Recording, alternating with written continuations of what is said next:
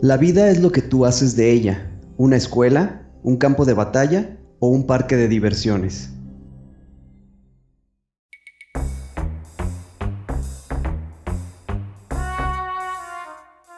La cacería de historias continúa y no dejaremos escapar ninguna. Solo necesitamos encontrar a quien esté dispuesto a compartirlas. Justo estaba viendo estos detalles cuando se dio cuenta de algo más perturbador. Solo podía ver de su cintura para arriba. No tenían piernas. Nunca había experimentado esa sensación. Literalmente, el estadio entero retumbaba bajo nuestros pies. Una vez más, comenzó a sonar el teléfono. No quería contestar, pero el sonido me estaba volviendo loco. Por si fuera poco, en el horizonte, un rayo azota la cima de la montaña, justo en la dirección hacia donde nos dirigimos, haciendo temblar la tierra bajo nuestros pies. Soy Pablo. Yo, Miguel. Y juntos somos Cazadores de Historias.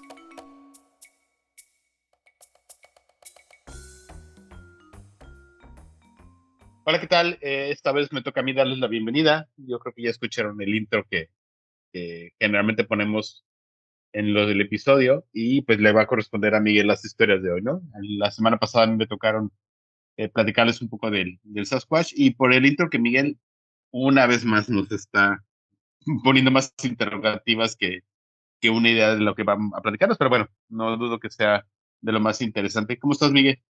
Muy bien, aquí andamos otra vez para traerle un par de historias. No creo que tengan mucha idea, como ya dices, de lo que voy a hablar, No, pero de hecho, pues bueno, les traigo dos historias sobre parques de diversiones embrujados.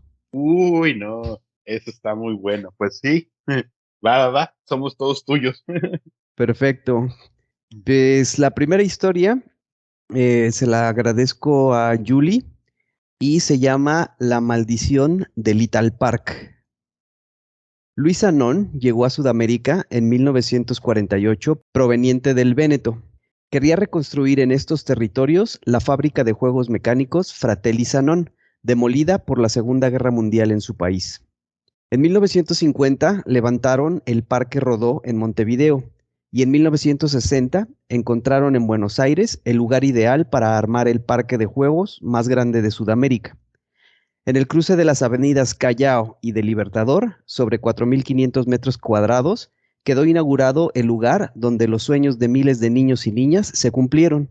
Ahí se levantó el Little Park. Lástima que nadie les avisó a los Anón que el lugar estaba maldito. Al Little Park iban 10.000 personas por día y en vacaciones de invierno las colas para ingresar eran monumentales.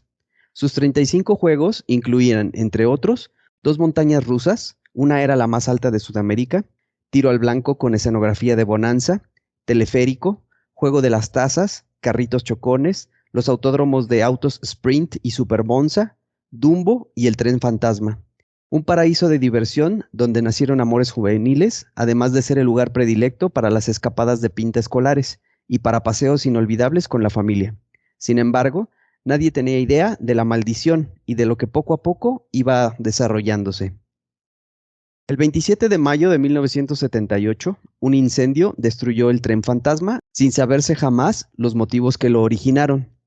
En agosto de 1989, otro siniestro se llevó la pista Super Monza. 2 meses después, el fuego devoró el laberinto del terror. Pero fue en 1990 cuando llegó lo peor. La tarde del 29 de julio, uno de los carros del Matterhorn, inaugurado en 1983, se desprendió y asesinó a una chica. Su nombre era Roxana Celia Alaimo, de 15 años, y causó graves heridas a su amiga, Karina Benítez, quien estaba junto a ella. El juego nunca había tenido una revisión técnica. Era una especie de rueda con carritos colgantes que giraban provocando una gran fuerza centrífuga. Cuando estaba en marcha, la velocidad hacía que no se distinguieran los carros ni quienes viajaban en ellos. Eran 2 o 3 minutos a pura adrenalina. Luego de esto y de varias demandas, el parque cerró. Y no solo por acciones legales, sino porque la gente empezaba a tener miedo y poco a poco dejaron de ir. Pero la maldición, aunque no lo crean, continuó. Algunos juegos quedaron arrumbados en unos depósitos ubicados en la localidad de Pilar, pertenecientes a la familia Sanón, pero la mayoría de ellos fueron reubicados en el Argent Park de Luján, que es una réplica del Little Park. Ahí están el Super 8 Volante, el Showboat, el Samba, el Torpedo, el Twister y el Super Monza. También el barco y algunas de las taquillas con forma de casilla alpina. El que se encargó de armar y arreglar los juegos en ese lugar se llamaba Rodolfo Rolo Herrender. Con el parque cerrado, decidió colocar una cámara al final de la bajada principal de la montaña rusa Super 8 Volante. Mientras trabajaba, un carrito comenzó a moverse por los rieles sin que nadie hubiera puesto en funcionamiento la montaña, ya que Rolo había cortado la energía. El carrito ascendió a la subida principal y descendió a una velocidad inusitada. Golpeó a Rolo en la espalda y este cayó desde 6 metros de altura, muriendo por el impacto. Otra parte importante de los juegos está en el Parque Beto Carrero World, en Peña, Brasil. Ahí también se presentaron desgracias de manera continua. Ni Sanón ni los que vinieron después sabían que la maldición de Little Park tenía un origen. En 1904 llegó a la Argentina el renombrado arquitecto suizo Alfredo Zucker. Su currículum era fantástico. En Estados Unidos construyó la Catedral de San Patricio, el Gilliard Building, el Majestic Hotel, el Harlem Casino y el Opera House de Meridian. En estos terrenos levantó el edificio de la empresa Villalonga, en Balcarce y Moreno.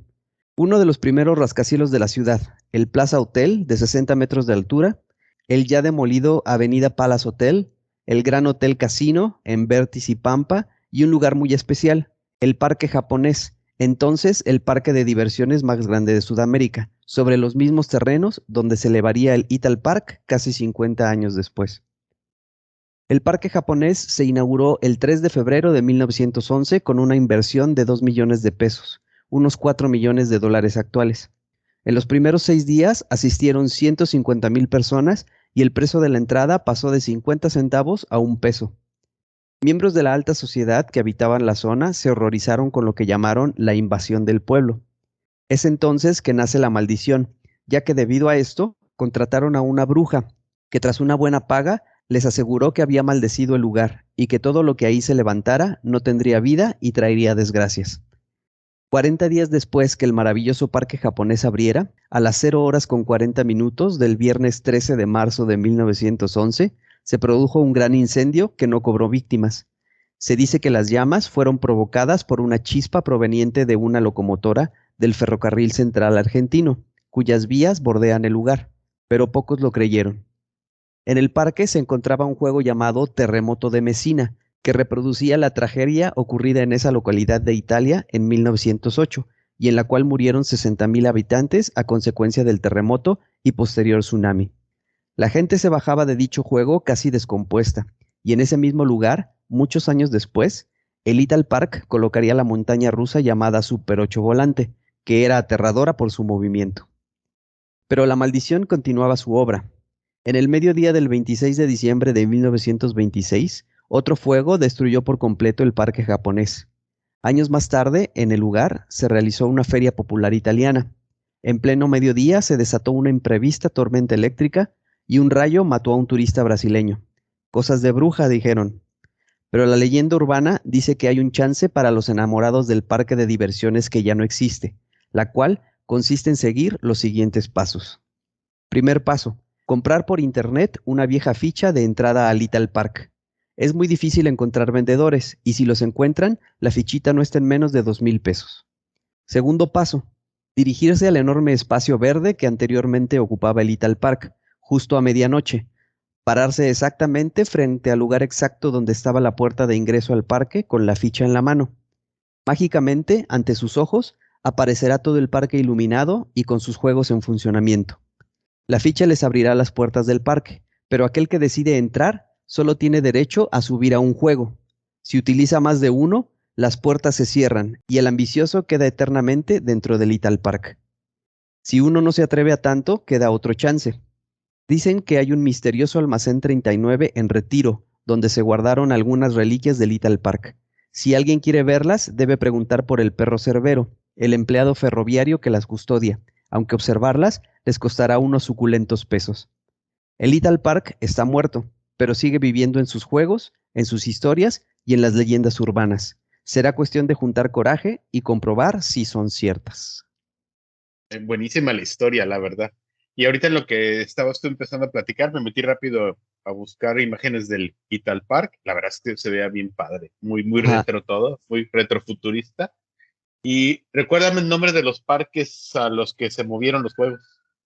Los parques a los que se movieron, permíteme, uno era en Brasil. Uh-huh. El de mismo Argentina es Argen Park, ¿verdad? Argen Park es ahí en Luján, en Argentina, y el otro se llama Beto Carrero World, que está en Peña, Brasil. Se escribe Penha, Peña, Brasil.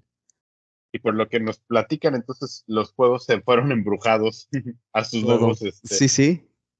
Sí, ya ves que la bruja dijo que todo lo que se construyera ahí o relacionado con eso iba a estar, no tendría buen futuro. Desde el parque japonés, ¿no? Sí, sí, correcto. Fíjate que creo que la leyenda o historias de parques embrujados es muy común en todos los parques de diversiones del mundo. Hay uno que no me acuerdo en dónde está ese documental, creo que está en HBO Max, pero no es un parque embrujado, sino es un parque que no tenía ninguna medida de seguridad. Es un aquapark. Véanla, no me acuerdo el nombre del documental, pero sí miles de accidentes, o sea, pasaron y es en los 70s, me acordé de eso. Y hay una creepypasta que hace tiempo leí de un juego. Está muy larga, a ver si un día me atrevo bueno, pido permiso de platicárselas porque sí sería para un solo episodio de tan larga que es, y trata de un parque embrujado también. Ok. Entonces está como para complementar ¿no? Muy bueno, la verdad es que muy bueno. Vámonos con el que sigue porque ya estamos. Bueno, pues esa primera historia de hecho fue la primera que me encontré y que me hizo, o que me hicieron llegar, que fue la que me hizo hablar de este tema. Pero ya no tenía otra similar, entonces me puse a buscar y la que les voy a contar a continuación fue de varias que encontré, la otra que me llamó también mucho la atención. Y pues ahora de Argentina volamos hasta Japón para platicarles la leyenda del parque Takakonuma Greenland. Entre la neblina y la frondosa densidad del bosque, en donde el olvido y el silencio predominan, se encuentra una de las construcciones más misteriosas, el Takakonuma Greenland, un parque de diversiones abandonado desde 1999. Situado en Hobara, una localidad cerca a Fukushima, del país del sol naciente, sitio que fue devastado por un tsunami, mismo que causó un accidente nuclear en 2011, se encuentra esta atracción, demolida por las propias autoridades del lugar. Takakonuma es famoso por ser un lugar con un alto índice de actividad paranormal, situaciones que van desde accidentes terribles y, como cereza sobre el pastel, una leyenda urbana sobre un pacto con un demonio maligno. En 1973, los parques de atracciones se habían convertido en los lugares más populares en Japón. La tendencia era de personas que se divertían y empresarios limpiando cada centavo de cada niño y adulto que acudían a ellos. Era algo muy lucrativo para la época, sin embargo, echar a andar un parque no era barato, ni tampoco lo es en la actualidad. El señor Makoto era un empresario frustrado que tenía un sueño. El miserable infeliz deseaba construir un parque de diversiones, pero no tenía dinero, y mucho menos habilidad para los negocios. Sin embargo, y como si fuera un milagro, logró echar a andar su proyecto. Takakonuma Greenland pudo ver la luz con atracciones, espectáculos y diversiones de todo tipo, pero ¿cómo pudo hacer su sueño realidad? La leyenda cuenta que Makoto, al no tener recursos, contactó con un Oni. Para los que desconocen, un Oni es una especie de demonio en Japón que es invocado cuando los deseos oscuros y perversos de una persona lo dominan. Este ser es conocido como Amano-Hako, quien es un poderoso y malvado demonio que tiene la capacidad de despertar y realizar los más oscuros deseos de una persona, el cual le ofreció todo a Makoto. Entre ambos realizaron un pacto. La condición era que Makoto le entregaría al demonio a su hermosa hija, a cambio, el Oni le daría todo el dinero necesario para construir su nuevo negocio. Makoto construyó el parque y su hija simplemente desapareció del mapa el día de la inauguración. Tras la inauguración del parque, este comenzó a verse rodeado de múltiples accidentes. Se presentaban casi todos los días, y muchos pensaron que era por la pobre calidad de la infraestructura del sitio, pero era bien sabido cuál era la razón principal.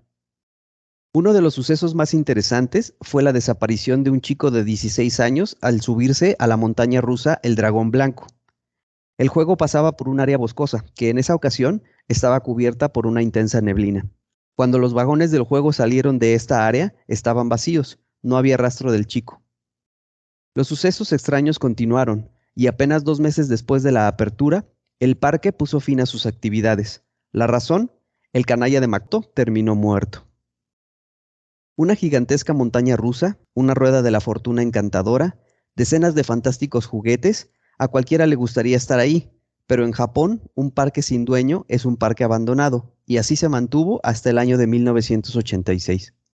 A partir de entonces, un misterioso y desconocido empresario reabrió el parque que funcionó por más de 13 años, y el parque no duró más que eso debido a los trágicos acontecimientos que sucedieron en el lugar.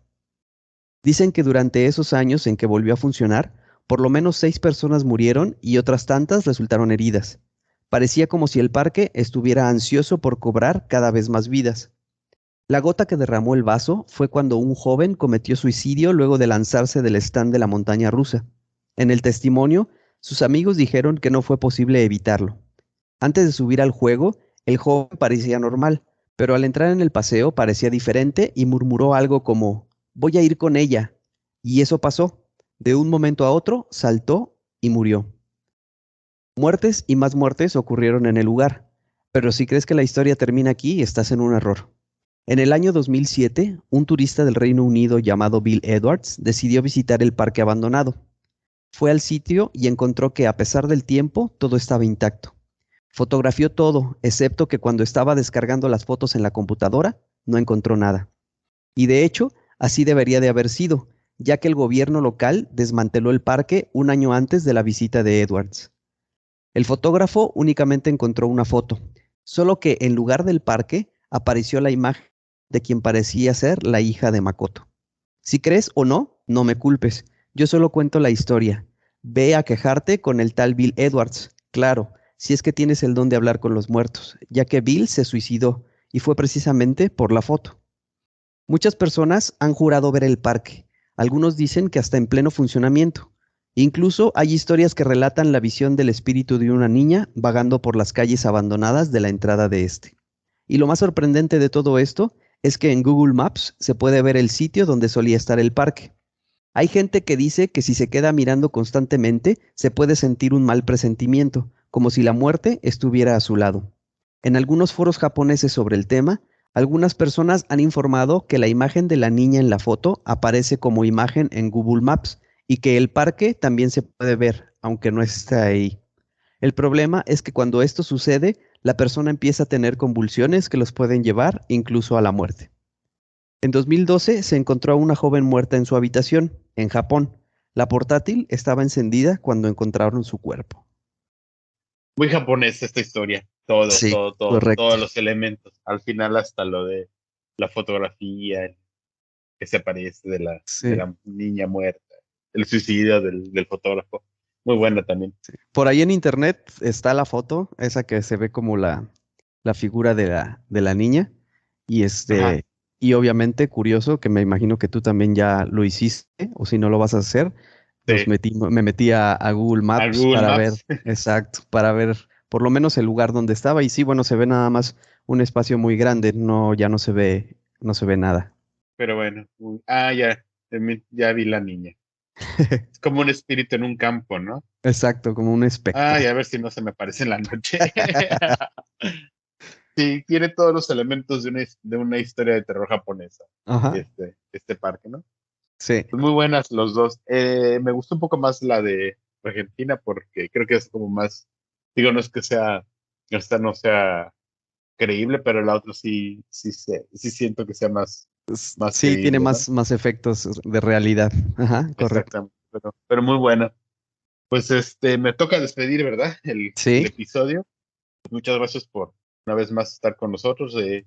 Como siempre, ¿no? Les recuerdo nuestras redes sociales. Empezamos con el correo que es donde nos pueden mandar sus historias, cazadoresdehistoriaspodcast@gmail.com. Nuestro Twitter, Casa Historias P, ahí es donde pueden también contactarnos, y muchas veces ahí, ya sea Miguel o yo, les contestamos al momento, o trataremos de contestarles al momento. Tenemos nuestra página de Facebook, que cada vez creo que tenemos un poquito más de seguidores ahí, muchas gracias, que es Cazadores de Historias Podcast. Y pues nada, también agradecerles que estén con nosotros, ¿no? Empezamos este año, esta temporada, con muchas historias paranormales Sí. para al parecer ser, ¿no? Y bueno, pues nada, Miguel, ¿algo que quieras añadir? No, nada. Muchas gracias por escucharnos. Como les repetimos o les pedimos todos los episodios, ahí denos like, coméntenos, compártanos y pues ojalá les estén gustando todas estas historias que estamos trayendo en esta nueva temporada. Ya, y ahí ya sabes, quieren ver la foto de la niña y embrujarse junto con nosotros, ahí nos cuentas si se les apareció en sueños, como a nosotros se nos van a aparecer por hablar de ella. Sí. Bueno, estamos escuchándonos la próxima semana entonces. Hasta luego. Hasta luego.